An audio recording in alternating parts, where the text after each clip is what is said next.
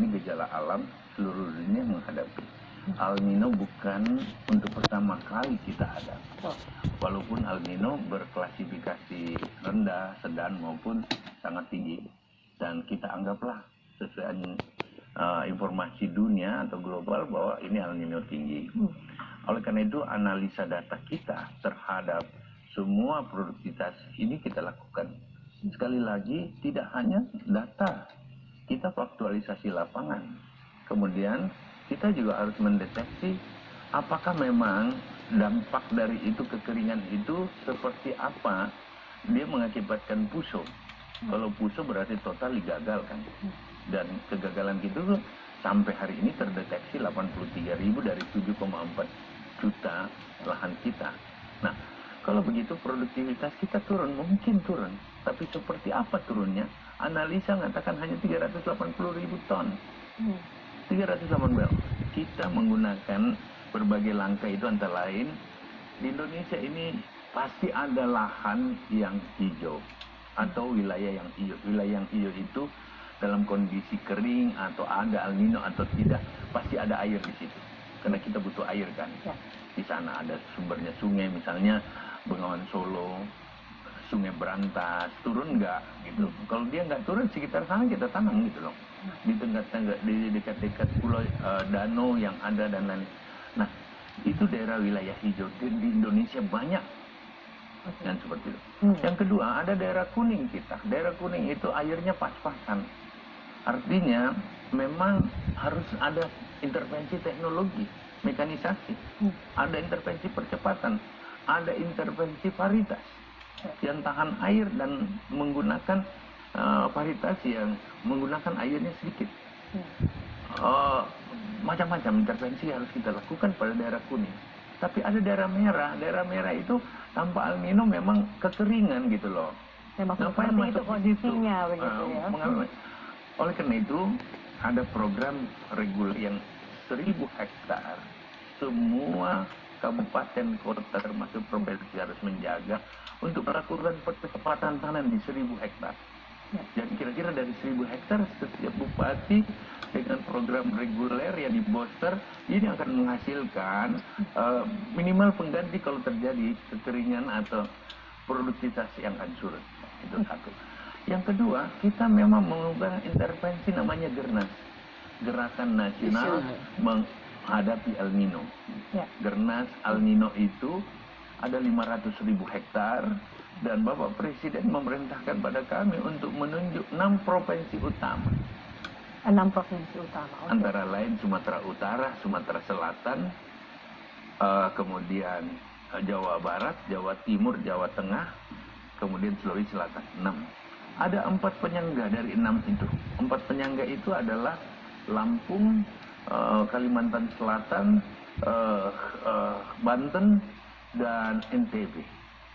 Kita berharap dari 10 ini 500.000 hektar itu menghasilkan kali 6 ton saja, berarti ada kurang lebih 33 juta ton gabah padi. 3 juta ton gabah padi dikonversi ke beras berarti 1,5 juta ton. El Nino sekeras apapun menurut analisa para pakar, dia cuma 1,2 juta. Kalau begitu kita oke. Nah, memang dari data yang ada kita akan sorted di daerah Agustus, September, Oktober, November, Desember itu memang kalau kita lihat neraca setiap tahun memang kita defisit di situ. Tetapi ada carry over 4 juta ton sebelumnya. Ini yang menutup defisit kita ya 0, sekian. Sebenarnya ada datanya ini. Jadi kita bicara jangan asumsi, kita bicara data dan fakta dong. Gitu loh. Nah, oleh karena itu sekali lagi kita memang nggak boleh pede karena cuaca ini sangat ekstrim. Tetapi dari konteks yang ada sampai hari ini kondisi itu masih sangat-sangat relevan untuk kita pakai. Dan pembiayaan melalui KUR yang diperintahkan oleh Presiden, kemudian intervensi pupuk, intervensi bibit, ini mengembirakan rakyat, apalagi harga gabah di tingkat petani juga naik. Jadi kalau ada kenaikan di harga petani menurut saya, ini juga kondisi yang wajar. Kenapa? Karena ya berbagai beban-beban lain juga naik. katakanlah biaya transportasi naik, biaya logistik naik, yang lain pupuk juga naik, bibit juga naik kan. Dan ini sudah dinaikkan oleh pemerintah.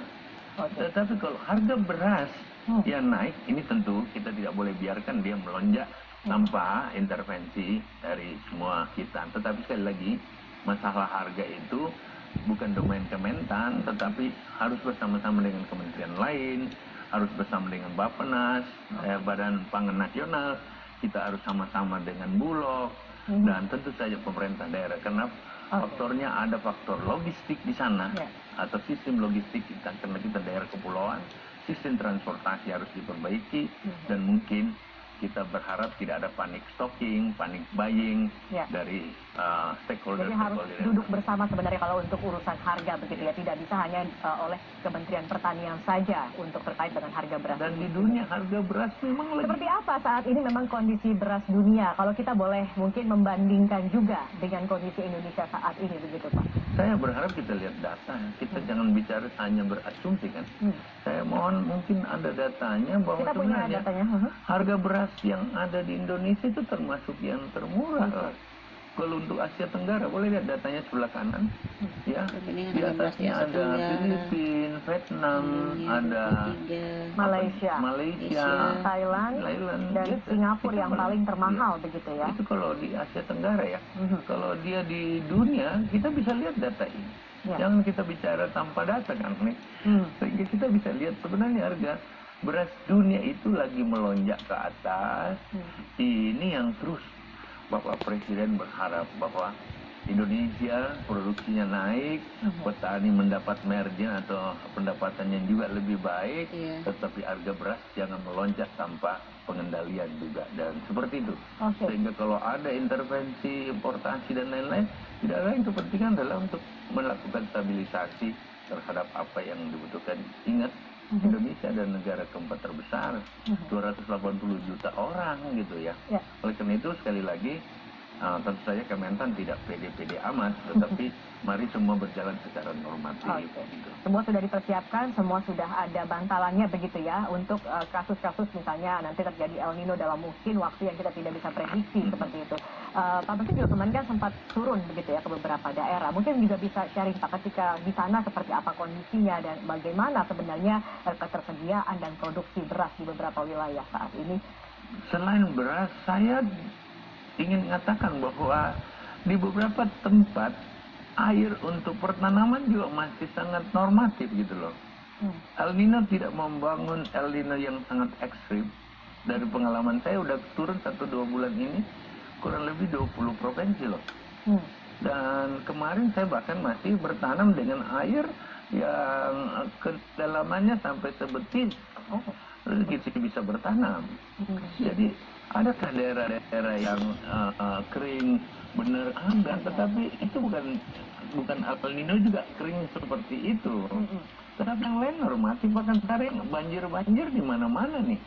Oleh karena itu kita tentu berdoa, mudah-mudahan saja suasana yang sangat ekstrim yang selama ini digambarkan oleh kita tidak membuat kita panik banget gitu ya. Karena ternyata air di sekitar kita juga masih ada.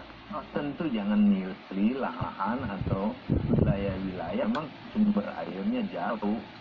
Ya, tetapi air dengan intervensi kami dengan pompa-pompa air ternyata sekarang petani kita bahkan happy banget gitu.